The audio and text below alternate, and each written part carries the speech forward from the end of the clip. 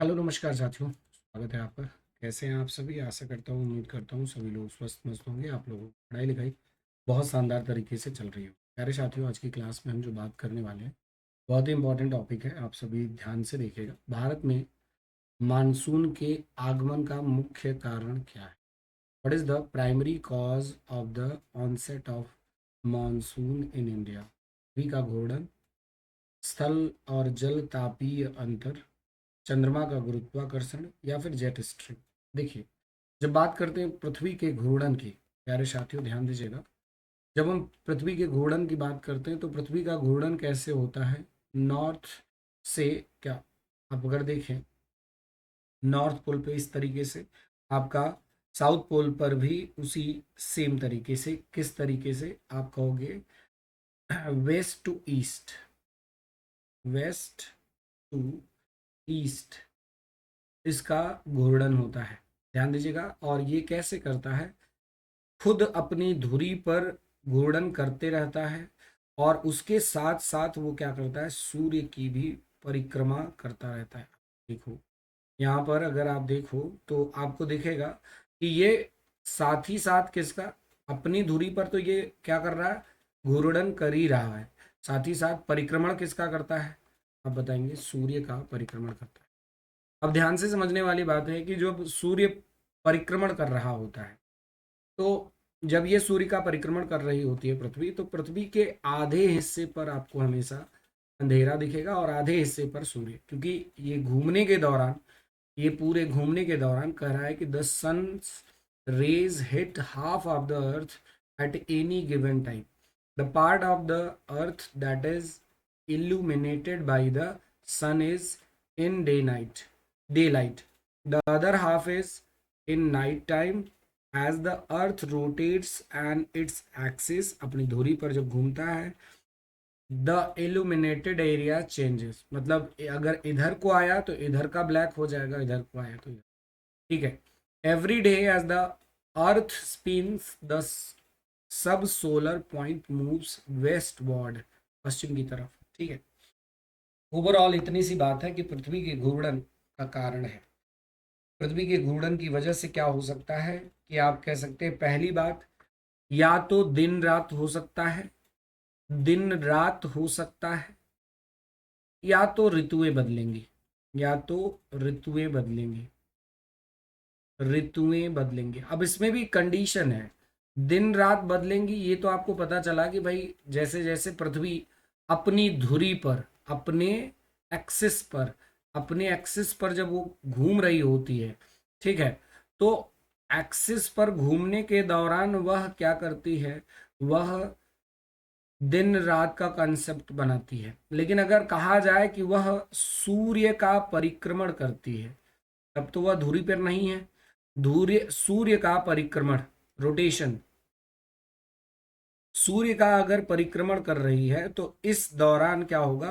तो आप बताएंगे जो मौसम होता है, यानी मौसम में बदलाव होता है, यानी ऋतुएं चेंज होती हैं।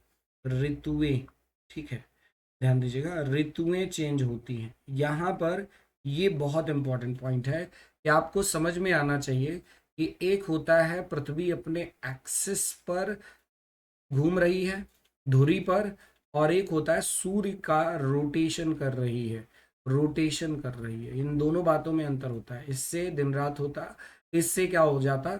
इससे आपका, आपको देखने को मिलेगा कि ऋतुएं बदल रही हैं। अब दूसरा, जैसे एक और ऑप्शन है उसी में कि ग्रेविटेश, जो पृथ्वी है, जैसे यहाँ पर आप अभी देखिए क्वेश्चन क्या कह रहा है। क्वेश्चन कह रहा है कि चंद्रमा का गुरुत्वाकर्षण। अब देखिए, जो चंद्रमा का गुरुत्वाकर्षण है ना, उसकी वजह से क्या चीजें होती? Gravitational force of the moon, gravitational force of the moon की वजह से क्या होता है? आप जानते हैं कि टाइड्स आते, यानी ज्वार भाटा आते, ज्वार भाटा आते हैं। दिन भर में 2 बार ज्वार भाटा आता है। कहा जाता है कि जो मून है, मून का जिस हिस्से का प्रकाश, मतलब मून का जो ग्रेविटेशनल फोर्स होता है, उसकी वजह से पृथ्वी में, पृथ्वी पर समुद्र में, समुद्र में क्या आता है? आपके टाइड्स आते हैं। जिस साइड चंद्रमा पृथ्वी के रहता है उस साइड क्या आता है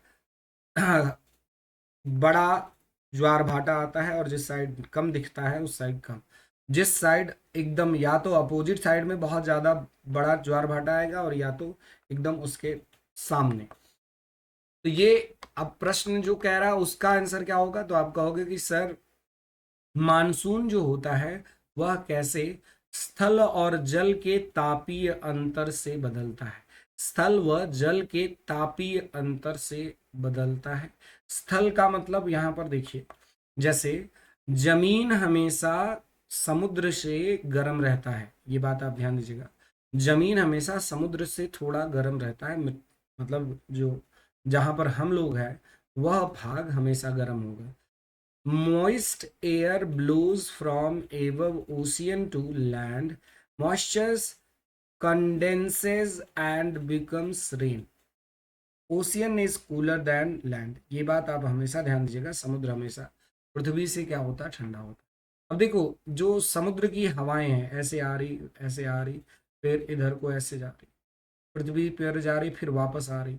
तो ये जो पूरी प्रक्रिया है, यहाँ पर आपको ये ठंडा दिखेगा, यहाँ पर पहुंचते पहुंचते गर्म हो जाए। ठीक है, तो आप यहां पर वही सेम चीज देख रहे हो कि जब ये वार्म एयर यानी जब गर्म हवाएं क्या होती हैं, गर्म हवाएं क्या होती हैं, इधर से पृथ्वी पर पहुंचती हैं। ठीक है, पृथ्वी पर जब ये पहुंचती हैं तो यहाँ पर बारिश होता है। तो गर्म हवाएं यानी आप गर्म हवाओं की वजह से, आप जो समुद्र से आई हुई हैं उसकी वजह से बारिश होता है। अब देखो कहाँ से, आप बताओगे ईस्टर्न घाट से, पश्चिमी घाट से बारिश होती है, वेस्टर्न घाट से भी बारिश होती है, यह बंगाल की खाड़ी से ऐसे लड़के फिर इधर को जाता भारत में, फिर इधर को जाता। भारत का जो ये वाला हिस्सा है इसमें सबसे कम बारिश देखने को मिलता है। ये वाला जो हिस्सा है कम बारिश देखने को मिलता है इस एरिया में। ठीक है, तो यहां से भी प्रश्न बन जाते हैं। देखो ये बात वही हो गई कि हमेशा समुद्र जो होता है रिलेटिवली कूल होता है पृथ्वी के। तो इधर से जो हवाएं जा रही हैं इनकी वजह से देश में क्या होता है, बारिश होती है। ये ठंडी हवाएं जब पृथ्वी से मिलती हैं गर्म हवाओं के बीच, तो यहाँ पर आपको क्या हो जाता है, यहाँ पर आपको कई चीजें मिल जाती। ठीक है, चलिए अब इसके बाद दूसरा प्रश्न कह रहा है कि निम्न में से कौन सी नदी पश्चिम की ओर बहती है। गोदावरी नदी, कृष्णा नदी, नर्मदा नदी, कावेरी नदी। अब देखिए जैसे पश्चिम की ओर बहने वाली नदियों को तो आप बड़े आराम से पकड़ लेंगे। जैसे आपको पता हो कि पूरब की तरफ कौन बहती है, तो आप बताएंगे सर नर्मदा, ताप्ती, ये सारी नदियां। देखिए जो पश्चिम की तरफ बह रही नदियां हैं कौन कौन सी, नर्मदा नदी है, ताप्ती नदी है। ये किधर को बह रही, ये यहाँ से, जैसे नर्मदा नदी है ये उल्टा आपको पश्चिम की तरफ देखने को मिलेंगे। भारत की ज्यादातर नदियां कहाँ से, इस तरीके से, या फिर इधर से, या फिर इधर से नीचे की तरफ यानी बंगाल की बे ऑफ बंगाल गिरती हैं। लेकिन जो नर्मदा नदी है खंभात की खाड़ी में, ताप्ती नदी अरब सागर में, तो ये जो नदियां हैं ये कहाँ पर गिर रही, ये अरब सागर में गिर रही, और ये सभी कहाँ, बंगाल, वे ऑफ बंगाल में गिर रही। अब देखो ईस्ट फ्लोइंग रिवर्स, महानदी हो गया, बहुत सारी नदियां हैं, गोदावरी नदी है, गंगा नदी है, कृष्णा नदी है, कावेरी नदी है। ये सारी नदियां जो हैं कहाँ पर गिर रही, कहाँ पर, ये ईस्ट फ्लोइंग रिवर्स हैं, सभी की सभी बंगाल के। और जो इधर गिरती हैं उनको क्या कहा जाता है, अरब सागर में गिरने वाली नदी। तो अरब सागर में आपका कौन कौन सा हो जाता है, आपका कह दोगे आप सर नर्मदा नदी और ताप्ती नदी जो है, नर्मदा नदी और ताप्ती नदी जो है वह अरब सागर में गिरती है। अब ध्यान दीजिएगा नर्मदा नदी कैसे, कहाँ से निकल रही है, ये अमरकंटक से निकल रही है, अमरकंटक से निकल रही है। कहाँ से होते हुए, आप देखो ये पूरे दिशाओं से, अगर आप देखिए इधर ये किस कश्मीर है, हिल्स है, तो इधर आपका विंध्य रेंज है, तो विंध्य रेंज से होते हुए और सतपुड़ा रेंज के बीच, ग्वालियर रेंज के बीच से, ये इसके बीच से बहने वाली नदी है। ठीक है, इसमें डेल्टा का निर्माण नहीं होता, नर्मदा नदी में डेल्टा का निर्माण नहीं होता। बहुत सारी इसकी सहायक नदियां हैं, मान नदी है, चोरल है, और संग है, अनजान है। ठीक है, तो नर्मदा नदी कहाँ पर गिर गिर रही है? नर्मदा नदी आपका यहाँ पर देखने को मिलता है खंभात की खाड़ी, ये खंभात की खाड़ी में गिर रही है। देखो, नर्मदा नदी पर कई सारे वो भी हैं, जैसे डैम भी है, नर्मदा सागर तवा डैम। तवा किस नदी पर? तवा नदी पर है, ये देखो इसकी सहायक नदी है। वहीं पर बरजी डैम कहाँ? तो नर्मदा नदी पर ही है। ठीक है, नर्मदा डैम तो आप समझ, नर्मदा सागर इसी पर है। इसी पर आपका ओमकारेश्वर डैम है। ठीक है, उसी पर आपका माहेश्वर डैम है, और उसी पर सरदार सरोवर डैम है। सभी के सभी ये सब सभी जो है नर्मदा रिवर पर। नर्मदा को जानना इसलिए जरूरी है क्योंकि यह ये रिफ्ट घाटियों से होकर के बहती है, रिफ्ट घाटियों से होकर के बहती है। ठीक है, तो ये बहुत महत्वपूर्ण हो जाता है। अब देखो, काली मिट्टी मुख्यतः किस फसल के लिए उपयुक्त है? बताइए जरा। काली मिट्टी मुख्यतः किस फसल के लिए मतलब अच्छी होती है? तो आप बताएंगे सर ये जो मिट्टी है ना, एक्चुअली ये कपास के लिए बहुत अच्छी होती है। कपास का जो क्षेत्र है वो देखिए, आपका ये क्षेत्र है, आपका गुजरात है, महाराष्ट्र है, आपका ये पूरा हिस्सा लेकर के आपको कपास की खेती का जो हिस्सा देखने को मिले। कपास की खेती आप देखिए कैसे हो। कपास की खेती के लिए मुख्य जो एरिया है वो ये एरिया है, जहां पर आपको कपास की खेती का असर देखने को, इम्पैक्ट देखने को मिलता है। ठीक है, अब जैसे चावल की खेती के लिए कौन सा मिट्टी उपयुक्त होगा, कमेंट करके बताइए। चावल की खेती के लिए। वहीं पर गेहूं की खेती, गेहूं की खेती की जब बात की जाती है तो आपसे पूछूं मैं, बताइए जरा, ग्रीन रेवोल्यूशन का इम्पैक्ट सबसे ज्यादा किस पर पड़ा? तो गेहूं पर पड़ा।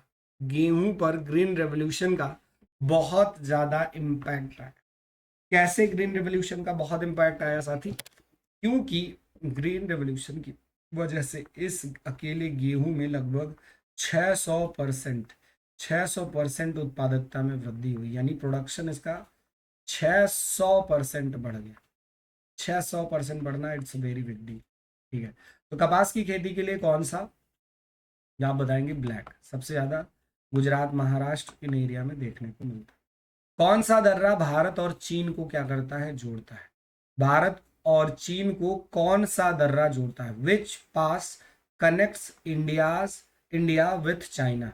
Nathula, Khyber, Bomdila Bomdula and what, Shipkila. अब देखो कुछ दर्रों के बारे में बात करें।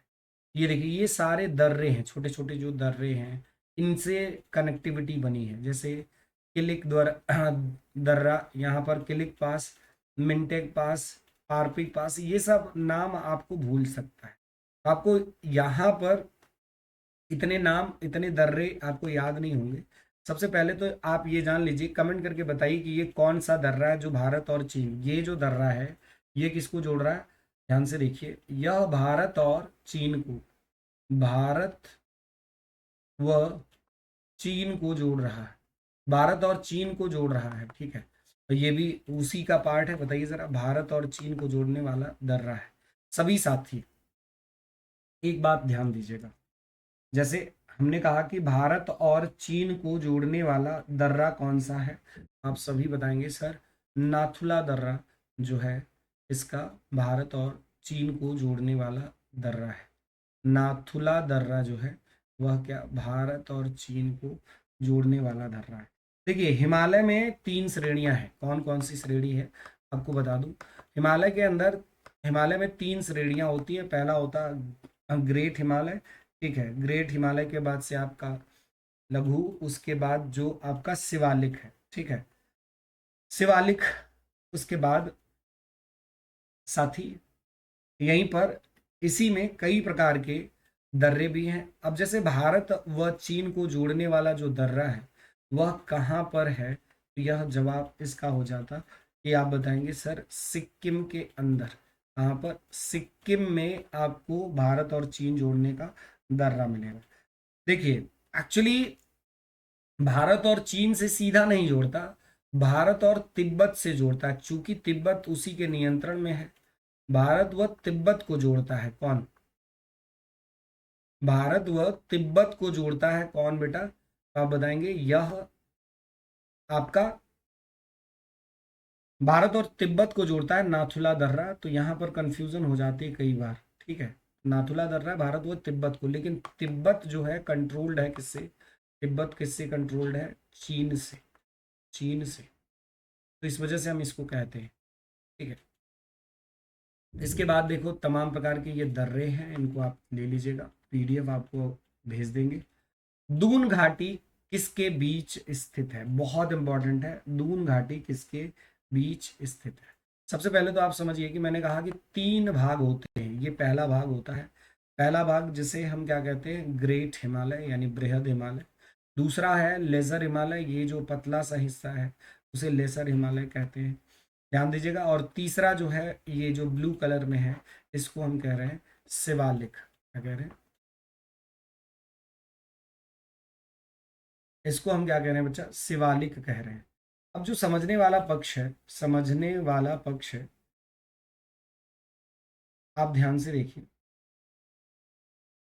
इसमें जो समझने वाला पक्ष है, गौर से समझिए कि ये जो पॉइंट है साथी, पांचवा इसमें अलग अलग, कि ग्रेट हिमालय जो है, ग्रेट हिमालय के अंदर कोई विशेष कॉन्सेप्ट नहीं। ये जो प्रश्न है वो प्रश्न क्या कह रहे? प्रश्न में ऑप्शन क्या है? हिमाद्री और हिमाचल। देखिए, हिमाद्री और हिमाचल कह रहा है, हिमाद्री और हिमाचल, शिवालिक और हिमालय, हिमाद्री और शिवालिक, अरावली और Vindhya.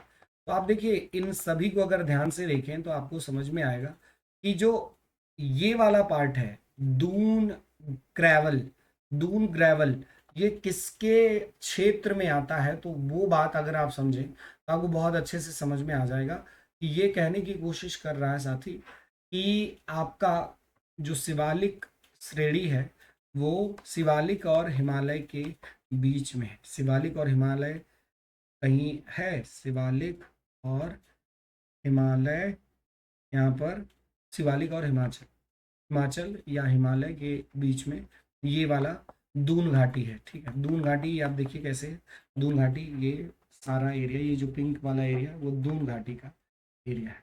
That is all for today, मिलते हैं अगली क्लास में, तब तक के लिए धन्यवाद, नमस्कार, जय हिंद।